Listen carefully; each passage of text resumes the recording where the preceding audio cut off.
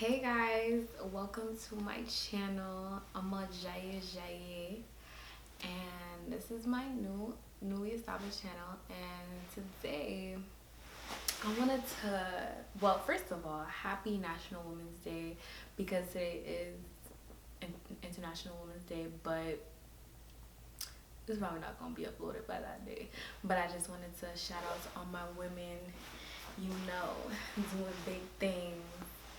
And yeah, so I went to do a story time of one of the worst dates of my entire life.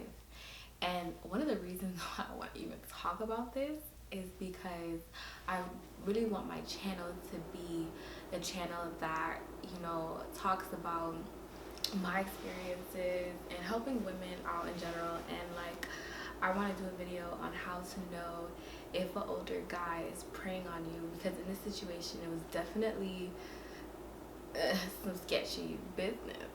Like, this man had no business talking to me, and I had no business talking to him. But whatever, let's get into the story.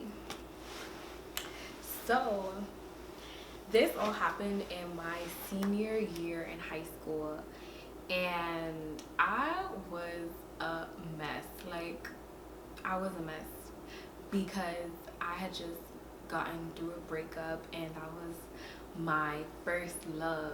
So when you go through a breakup with your first love, like, some people, they get really depressed, and other people like me just start doing the do. Like, I just not doing the do, but like, I just started like doing whatever. Like, I just didn't care. Like, I'm one of those people that's like, oh, I'm sad, I'm heartbroken, let's go out, let's have fun, let's act crazy and reckless. And that's pretty much how I was. And so one day I was walking home because I got out of school at 12 p.m. I had early dismissal. I was a senior, and I was walking home, and some guy in the range pull up like, it's mess, excuse me. And I'm over here carrying my little book because I thought I was cute. I didn't want to have a book bag, and I'm just like, yeah, hello. And he was like, oh, I see you look very smart. And at this moment, like, I guess alarms didn't really ring off in my head, because where I'm from, the town that I'm from, I get stopped a lot. And because I was walking home, like, everyone drives in my town, but I was the only one walking because I ain't have my license. And I'm used to getting stopped by cars, but I was like right about to be home, and this man, like, he had a Jamaican accent. He was pretty, like, decent looking. He looked, I don't know, I don't want to talk about his age right now, it's gonna come later on in the story. But he was like a Jamaican man with a Jamaican accent, and he was like, oh, you look very smart, I'm looking actually to hire a secretary to help me with my business. I run a business a few blocks away from here, and I really need your help. And I was just looking like, so what makes you think that I'm looking for a job, and what makes you think that I'm even qualified to do this job? And he just says, oh, I see you have your books, like, you look smart. I have my books because I'm coming from school. Like, that was some R. Kelly-ish, but it's okay. And he was like, oh, it pays $25 an hour. You don't have to tell me twice. I was like, oh, okay. Once I heard $25 an hour, I was like, oh, okay. But like, obviously, looking back, that was very naive of me. So he gives me his card. Like, he had like a business card and everything. So I was like, okay, like, maybe it's official. And I actually ended up going home and telling my mom about this experience, and she was like, I don't know if you should really call this number because it just seems very suspicious. Like, I have a good relationship with my mom, and I tell her things, so it wasn't unusual for me to tell her this. And she was just like, I don't know, like, seems really fishy. And I was like, yeah, you're right, this is fishy. I think he really just wanted to talk to me. And so I called a number. I don't know why. It's the breakup. It had me acting crazy. And so I called a number and he picked up. He was at work. He actually said like he worked, like he has two jobs, his own business and he had a job, whatever. And we were talking, and you know, we were talking, conversation was flowing, and like he's just like, you know what, like I really like you, like, you know, forget the job, I want you to be my girl. And I was like, I was trying to get the job, trying to get the bag. And he was just like, oh, I mean, you could still work for me, but you know, we could be dating, and you know, but you know, if you're my girl, I don't want you to be working where you work now. And at that time, I worked in the mall. And he was just like, nah, my girl doesn't need a mall job, all this stuff. And I'm kind of like, I don't really know you for you to be saying all these things. But it was just like, I knew it was red flags, and I was just like, whatever. And but one thing I did tell him was that I'm not going to work for you and also be dating you. Like, you have to pick one. Like, if you want to talk to me, say you want to talk to me, you know. So he was like, yeah, I want to talk to you. And we planned a date, and it was during the week. So I kind of told him, this was another red flag, I told him, pick me up at my school after school. And he was just acting mad weird, like mad weird. He was like, oh, like I don't know, I don't wanna you know, go to your school to pick you up. Like, can I just pick you up from your house? Like, this is just like really weird for me to be going to high school and picking a girl up. Like, I don't know. He was like really scared. Like, he was just saying like how he doesn't want anything to happen to him. And I'm just like, why would anything happen to you? Like, first of all, I was 18, and I was just like, why would anything happen to you? Like, I'm thinking like, you know, he's pretty young or whatever. And in the conversation, he told me that he was 28. Yeah, I know, 28, which is 10 years older than me at the time. But I am a person that like usually goes out with older guys, so that wasn't too alarming for me. But now that I'm older, I can say that at this, like, first of all, he wasn't an appropriate person, and that wasn't really an appropriate age. But hey, like, I was trying to live life. I was trying to forget about my heartbreak. So he said he would pick me up at my house.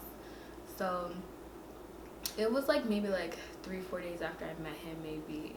And so he picked me up from my house after school. And the funny thing to note is that the day before the date, he calls me and he asked me, what do I like to eat? And I had told him, I was like, I pretty much like everything, you know. There's nothing I don't really eat, but I don't eat raw food. And I don't like sushi. And he was just like, wow, you don't like sushi? And I was like, no, I will not eat sushi, because at that time, like, I'm very African, you know, everything must be cooked. It must be cooked, okay? So I'm just like, nah, like, I'm not with the sushi thing. I mean, now I eat sushi, but at the time I was like, no, I don't eat sushi. That's that. And so he picks me up. He does the most. He drives me to his house, goes to his house first, goes inside the house, does whatever he wants to do. I don't know what he was doing. I was just in the car because I'm like, this is not where we had planned to go. And I did tell other people where I'm going and stuff like that. So, well, not exactly where I'm going, because I didn't know the restaurant. He wanted to surprise me. But I was texting my friend like the whole time. And he goes in his house, and he goes to like a liquor store, and he goes back to his house, and I'm just like, this is too much for me. Like, can we go on the date? Like, really, can we go on the date? So we go on the date. No, finally he's like, okay, like, let's go to the restaurant after. Like, he does this like running errands, taking me on his running errands thing. Like, that's very rude. Like, don't do that. Don't pick someone up to go on a date and start doing your grocery shopping or whatever you wanted to do. Like, that's rude. And then so we finally get to the restaurant, and I see, lo and behold, it's sushi. I'm looking like, did I not just tell this man that I do not eat sushi. I thought I made that very, very clear. And so I look at him and I'm like, I don't eat sushi. And he's just like, oh, don't worry, I got you. I got you. You're going to enjoy this. I'm like, okay. So we sit down and he's like, oh yeah, I'm a regular here. I'm a regular. And he says to the waitress, like, he says her name. He's like saying hi to everyone. He's like, they know me here. They know me here.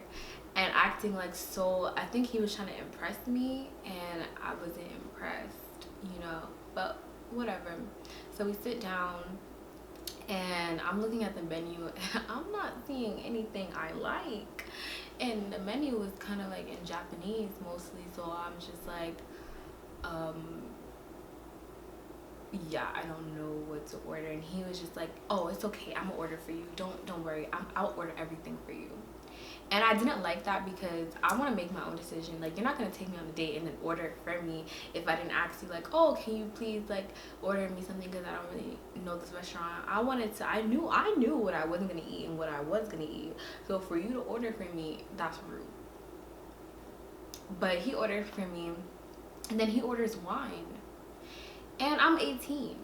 So, and it's not that, like, okay, I've never dibbled and dabbled in a little bit of drinks, you know, but my thing is, like, I'm on a date with you and I'm clearly underage and you're ordering me wine. I don't think that's appropriate.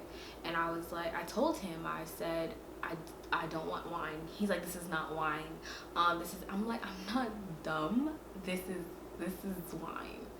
And he was like, no, you're gonna see, this is not even wine. And so the drink came and I tasted it. It's wine. And this is like raising a lot of red flags to me. I'm kind of just like, this guy cannot be serious. And then the food comes and it's sushi and it's raw. And I'm just like, I'm not eating this. And I sat down there and I was like, I'm not eating. Like, and maybe it was like a little standoffish of me not to try the food at all, because I didn't try any of the food. But my thing was like, you had asked me the day before and I had told you I don't eat this food, and you continued to take me to this restaurant, and then on top of that you ordered me wine. I'm underage and I literally said I don't want wine.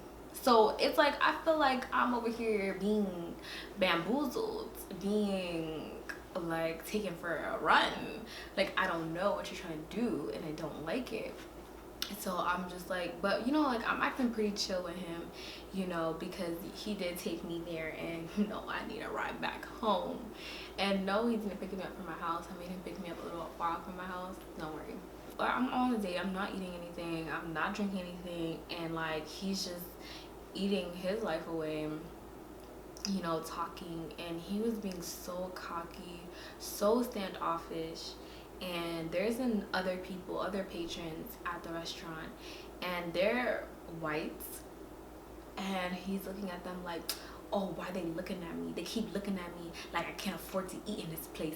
I eat in this place every day. They know me here. Everyone knows me. The manager knows me. And I'm just like, yo, chill. Like, yes, there's a thing called microaggression and racism, but these people are just trying to enjoy their food. Like, I didn't notice them looking at him personally, but I mean, they were in the back of me, so I can give him the benefit of the doubt. But the way he was acting was very weird and like very aggravated, and it was like in very intense anger, like, oh, they think I can't afford, and like saying this really out loud, and this is a very intimate restaurant, so I'm pretty sure they heard him. And it was just really weird, and I just like at that point had enough, and I was kind of like, oh, you know, like, I'm kind of ready to go, you know, I don't eat this food, I'm ready to go, you know, like, you know, talking to him. And he this was the kicker. This was what really kind of like set this off as like one of the worst dates, because not only did I not eat anything, you ordered for me, you tried to serve me wine at underage, but at the end of the day, he was so angry, and I feel like because I wasn't indulging in, you know, eating the food and like, I guess like being relaxed and having wine with him, and already crazy white people behind me that thought he couldn't afford to eat here. So he was already angry, and so when he had seen like I didn't touch my food and my wine, he got really upset. And you know, like he took bills out. It was like one of the first times I've seen people, like, other than a movie, really like take a whole bunch of wads of bills and just throw it on the table. And he just threw it on the table. He was like, all right, let's go. And you know, it was a nice Japanese restaurant. They had like a koi fish pond right next to us, and he took the wine that I didn't drink and poured it in the pond with the fish. Like, my mouth was on the floor. I was just like, this man cannot be serious. And I don't know why that didn't prompt me to just call myself. Well, there was not really Lyft back then. I don't think so. But that didn't, I don't know why they didn't prompt myself. I should have just got on the metro. Like, what? This man is crazy. And I was just like, did you just throw that in the pond? And he's just like, yeah, you didn't drink it anyway. It was wasting my money. And he's like, let's go. So I get in the car with him. And this is officially, like, this has been the worst day ever. You know, I've been a little bit a few days before this, but I'm like, yo, this is a nightmare. And this man in the car, he's like, oh, no, actually, this was my fault. This was actually my fault. And I do not believe in perpetuating stereotypes on groups of people. I mean, at the time I was in high school, and I was just like, that was not a smart move for me. What I did was, I had told one of my classmates that I was going on a date with a Jamaican guy, and she's also Jamaican, and she was like, Jamaican men are no good. I'm telling you, they're no good. They do this, and that. And I was like, really? Like, I didn't have experience with Jamaican men, so I was like, ooh, oh, okay.